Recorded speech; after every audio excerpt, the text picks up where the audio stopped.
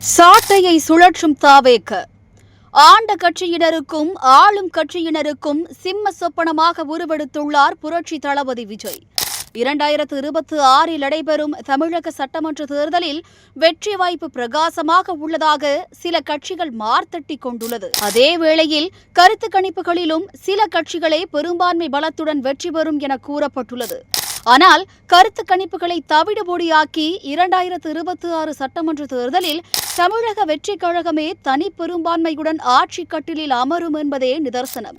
அதற்கு மிக முக்கிய காரணம் ஆளும் கட்சியும் அதன் கூட்டணி கட்சிகளும் எதிர்க்கட்சிகளும் தான்.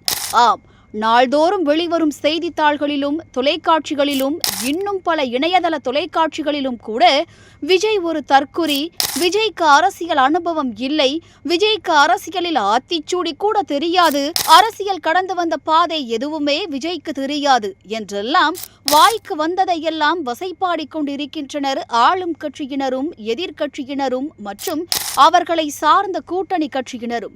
இதிலிருந்து விஜய் தலைமையிலான தமிழக வெற்றிக் கழகத்தின் வெற்றி பிரகாசம் என்பது வெளிச்சத்திற்கு வந்துள்ளது.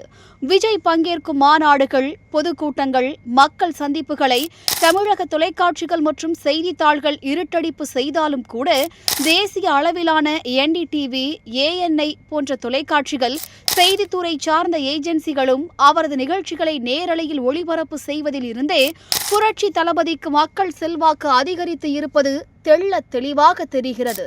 தடைகளை தகர்த்தெறிந்து தன்னிகரற்ற தலைவர் என தமிழகம் போற்றும் புரட்சி தளபதி என மக்கள் போற்றி புகழும் நாட்கள் வெகு தொலைவில் இல்லை.